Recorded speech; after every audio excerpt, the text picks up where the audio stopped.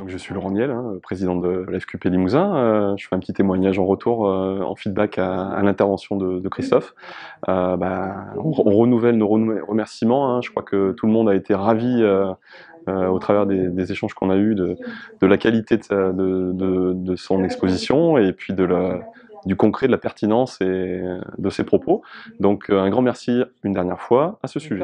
C'est le voyage auquel je vous invite cet après-midi, c'est d'essayer de penser autrement, de se dire effectivement j'ai vécu la qualité comme ça et ça m'a été demandé comme ça hier, mais demain, moi je pense toujours à demain, est-ce que ça sera la même chose? Je pense que non. Aujourd'hui, il y a des entreprises qui se désengagent de démarches de certification. D'accord? Demain, dans 10 ans, la qualité peut disparaître, si on ne bouge pas. Il y a plein de choses qui ont disparu. Voilà.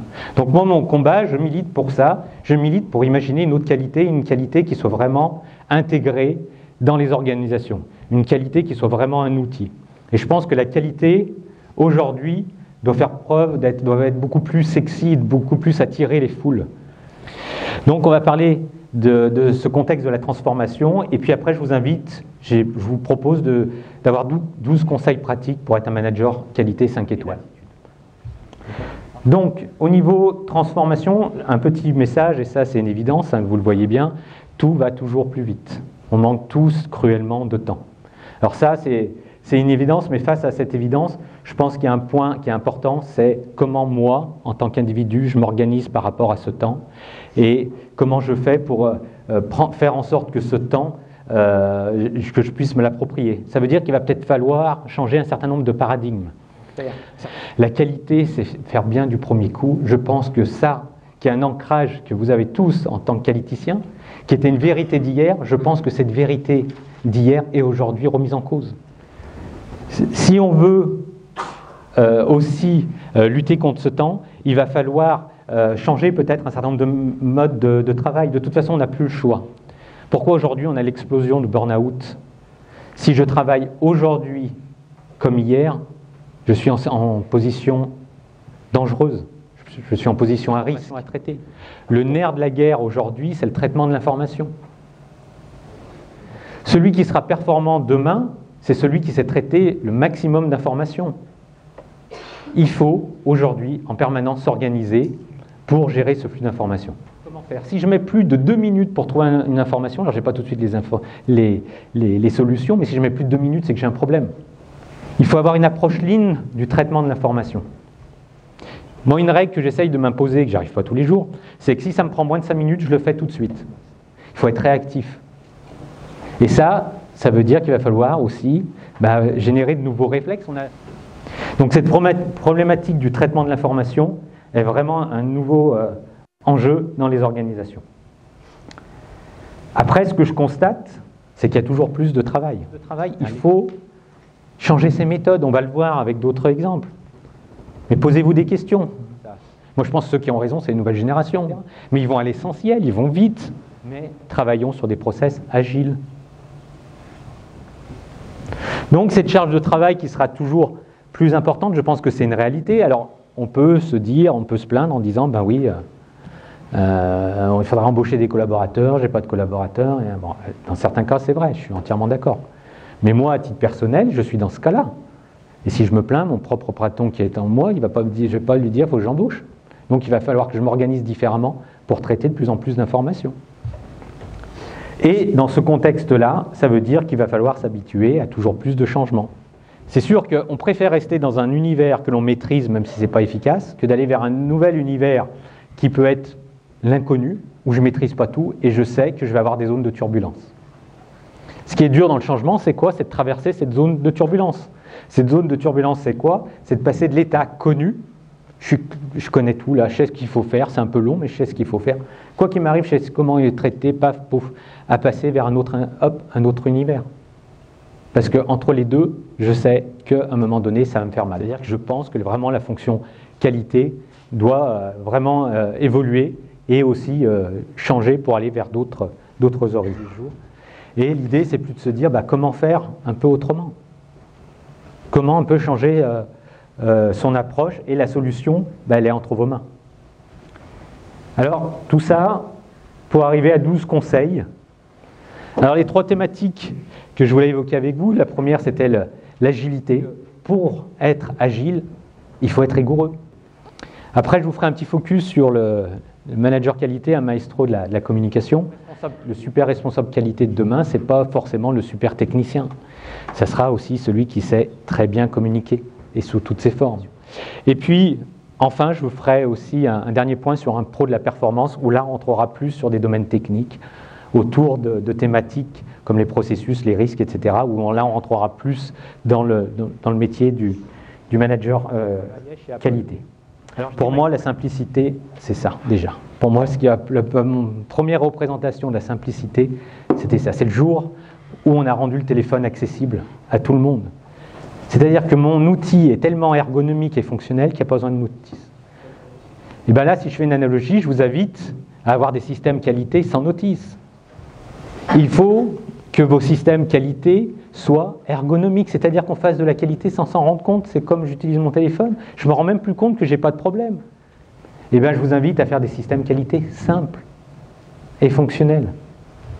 Il va falloir faire la chasse à ces gaspillages, des choses qu'on a toujours fait qui n'apportent plus de valeur ajoutée. Aujourd'hui, changement de paradigme. C'est-à-dire que pondre quelque chose de simple, qui soit fonctionnel, facile à mettre en œuvre, vous avez bien fait votre travail. Alors faire simple, c'est ce qui est à mon avis le plus compliqué. Je pense que dans la culture du manager qualité, il y a une forte culture de l'amélioration continue. Ce qui fera la force des responsables qualité de demain, c'est ceux qui vont savoir innover. Alors l'innovation, ce n'est pas simplement au niveau marketing ou au niveau produit, c'est l'innovation de vos systèmes qualité. Et si vous créez de l'innovation et que vous dites finalement, mon client c'est qui ? Qui est mon client de la revue de direction ? Est-ce que vous avez déjà posé la question ? Qui m'achète cette prestation ? Eh bien c'est la direction. Est-ce que la direction est satisfaite du produit qu'elle achète ? Et si elle n'est pas satisfaite, eh bien, je vous invite à casser, à faire de l'innovation. À un moment donné, l'amélioration continue, c'est ce que font très bien les Japonais. À un moment donné, il faut changer de modèle, il faut changer de façon de raisonner. C'est certain. Et ça, le responsable qualité, je parle de manière générale, il a besoin d'être rassuré. C'est comme ça, c'est souvent une caractéristique commune. Il ne faut pas avoir peur de se planter. Moi, je me suis planté sur plein de trucs. Ça m'arrive tout le temps. Mais au moins, si je me plante, c'est que j'ai pris une décision et que j'ai essayé. Le pire, c'est ne jamais rien essayer. Si j'essaye rien, de nouveau, je ne me plante pas. Si demain, vous faites une nouvelle revue de direction, je peux vous dire que le trouillomètre, hop, vous allez vous planter. Si vous faites votre revue de direction actuelle, que vous améliorez, vous n'aurez pas peur. Tranquille. Si vous prenez un risque, vous allez avoir peur. C'est normal. Et on n'aime pas ce sentiment désagréable. Sauf que, il faut accepter, c'est une constante au niveau des Américains, c'est le droit à l'échec. Alors sur la revue de direction, je vous invite à ne pas vous planter parce que ça peut faire très mal, mais n'hésitez pas à tester, à essayer pour justement fonctionner avec des boucles courtes. Ça aussi, c'est un terme qui est au niveau du Lean, les boucles courtes. Il faut que ça tourne et on avance.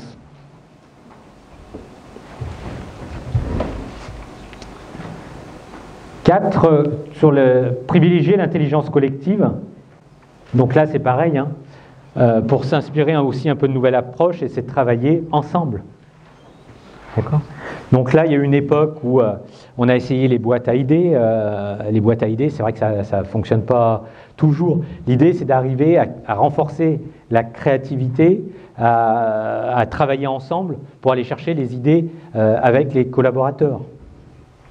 Ce qui est le plus difficile là-dedans, c'est d'éviter que toutes ces inspirations collectives ne génèrent que des plans d'action. Ça doit générer des actions et des mises en œuvre. Il faut éviter d'alimenter que des plans d'action. Il faut responsabiliser les gens pour qu'ils portent eux-mêmes les actions. Alors après, l'autre idée, c'est être un maestro de la communication. Alors là, il va falloir parler plusieurs langues. Ça, c'est un point important. Je vous ai mis au centre du débat, mais c'est, je pense, une réalité. Ça demande de faire preuve d'empathie et d'être en mesure d'avoir le bon langage avec les bonnes personnes. Et ça, c'est un bel exercice, et c'est un exercice intéressant et passionnant. Autre point, Il va falloir aussi valoriser vos contenus. C'est comme tous les procédures à une époque, même ça continue aujourd'hui, il y a eu la procédure sous forme de logigramme. Il y a des nouveaux outils qui sont basés sur les neurosciences comme le mind mapping. Vous avez aujourd'hui quelque chose qui vient à la mode, demain un responsable qualité doit savoir faire de l'infographie. Un message simple sur une page A4, tout est dit. Aujourd'hui, le responsable qualité, je peux vous assurer que vous avez des outils comme Potoon sur le commerce, ça va super bien, faire une vidéo, vous éclatez, puis c'est sympa, puis vous faites passer des messages, et puis vous innovez, puis vous attirez l'attention. Donc je pense qu'il va falloir aussi travailler sur ce marketing, et pour être un maestro de la communication, valoriser un petit peu vos contenus. Alors ensuite, ça aussi j'aime bien, c'est l'environnement. Il va falloir jouer avec votre environnement. L'environnement impacte sur nos façons de faire. Où j'étais hier, ils ont fait toute une petite salle, management visuel, il y a des panneaux tout autour. C'est un ancien placard qu'ils ont super bien aménagé, c'est debout, ça se passe là, il y a tous les chiffres, il y a tout là-dedans, c'est une salle de contrôle. Mais la salle de contrôle, à la différence, je dirais, d'un avion, c'est qu'elle est au marqueur, parce que les gars, tous les jours, ils viennent changer leurs données. Mais sa vie, c'est pas forcément tout digital. Donc ce point de jouer avec son environnement, d'avoir un univers créatif, ça peut être aussi, ça peut impacter sur les façons de faire. Et il va falloir aussi vivre avec le numérique. Et c'est toujours le même principe, c'est fluidifier l'information, c'est d'aller vite. Les outils doivent être là-dessus, de plus en plus. Aujourd'hui, vous avez des outils qui sont beaucoup plus vivants, des outils qui sont en train de se développer comme Trello. Trello, c'est quoi? Vous avez un mur, vous classez vos idées ou vos projets ou vos tâches en 4 niveaux à faire. Je suis en train de le faire, c'est fait. C'est fabuleux parce que moi je l'ai toujours là. Dès qu'on met un commentaire là-dessus, je vais informer, on peut mettre des pièces jointes, on peut mettre des tâches. Et puis, ce qui est intéressant dans cet outil, ce que j'adore, c'est qu'on ne met pas de délai. Alors là aussi, ça vient toucher un paradigme. Donc, vivre avec le numérique, sachez qu'aujourd'hui, sur le marché, à partir du moment où vous avez un problème, vous allez trouver une solution. Voilà, et pour terminer, je voulais vous parler d'approche technique avec la notion de management des processus. Alors on ne fait pas du management des processus, on fait du management des services. Un processus égale un service. Dans 80% des cas, les processus transverses sont plutôt rares. Moi, j'adore regarder un exemple que je donne souvent, c'est le processus achat. Dans le processus achat, je ne trouve jamais le contrôle réception. Ah non, c'est la prod. Ah oui, d'accord, les achats, ils achètent. Ah oui, non, mais c'est la prod qui le fait, donc voilà. Ok. Je ne trouve jamais un processus payer les fournisseurs, quand même, à un moment donné, quand on achète. Ah bah non, c'est dans la DAF. C'est la DAF qui paye. Ok. Traiter les litiges. Ah bah non, on va le trouver. Okay.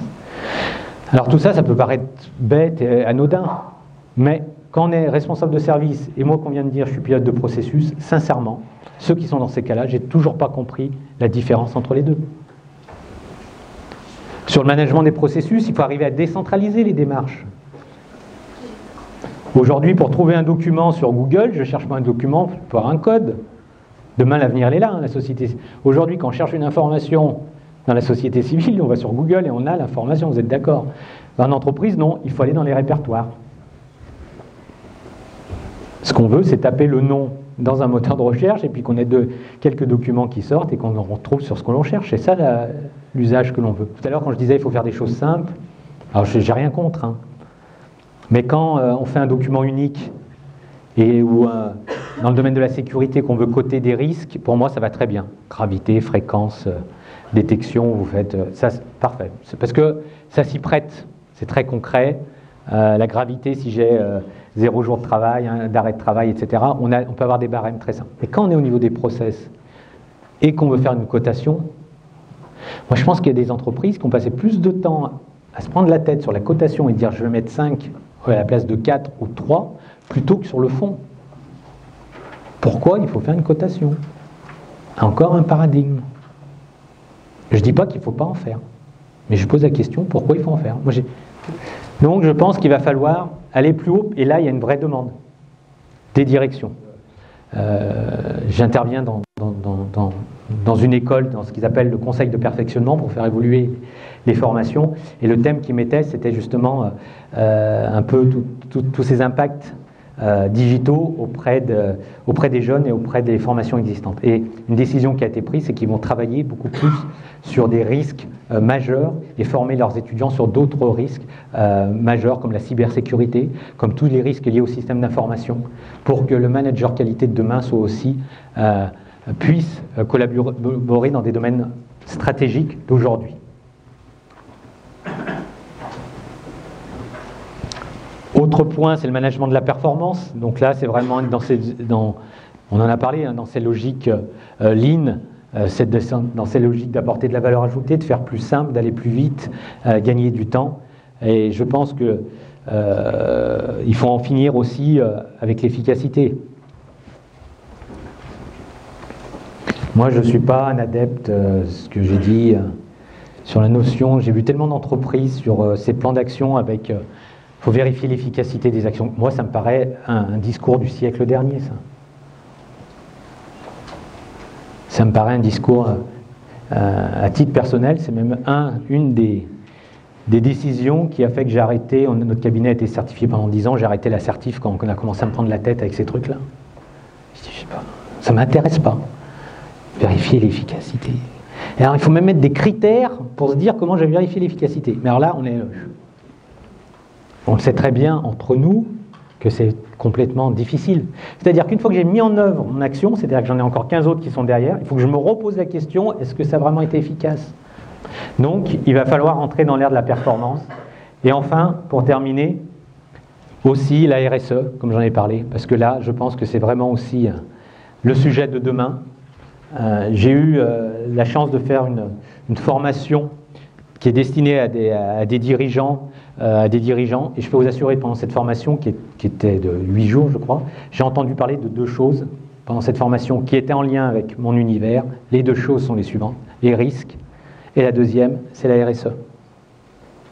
Dans le parallèle avec mon univers, l'univers qualité, les 2 choses pour moi qui étaient en parallèle, c'était la notion de risque qui est dans la bouche des patrons. J'ai fait cette formation pour être en contact avec des patrons et pour essayer de comprendre. Et ben, j'ai entendu le mot RSE plusieurs fois, parce que les actionnaires demandent, et j'ai entendu l'approche risque, parce qu'ils savent qu'il y a des conséquences très graves aujourd'hui. Ben, demain, la RSE, il faut connaître tout ça. Alors ça va être aussi passer d'une logique d'exigence, comme les normes que vous connaissez, qualité, sécurité, environnement, à une logique d'évaluation, c'est pas la même chose. Il va falloir motiver les équipes, il va falloir mobiliser les équipes. Mais c'est quand même passionnant. C'est-à-dire que là, on ne fera plus des audits. On viendra peut-être vous évaluer si vous choisissez un système d'évaluation avec des focus group. On viendra écouter vos clients, on viendra écouter les instances représentatives du personnel, on viendra écouter les collaborateurs, on viendra écouter un certain nombre de personnes pour voir ce que vous avez fait, si c'est bien, dans une logique RSE. Effectivement, je pense que si on continue à agir de la même façon comme... ça a été à une époque. Je pense que la norme, aujourd'hui, ISO 9001, notamment en V2015, est bien câblée pour faire des choses passionnantes. Si on veut recréer une dynamique, si on veut remplir des salles comme celle d'aujourd'hui, il va falloir qu'on remobilise le patronat, il va falloir qu'on remobilise les décisionnaires pour leur dire avec ce truc-là, tu peux t'améliorer, on peut progresser ensemble, mais pour progresser ensemble, il faut avoir un langage moderne, il faut avoir un langage dans l'air du temps, il faut avoir un langage de transformation, il faut proposer des solutions agiles qui apportent de la valeur ajoutée.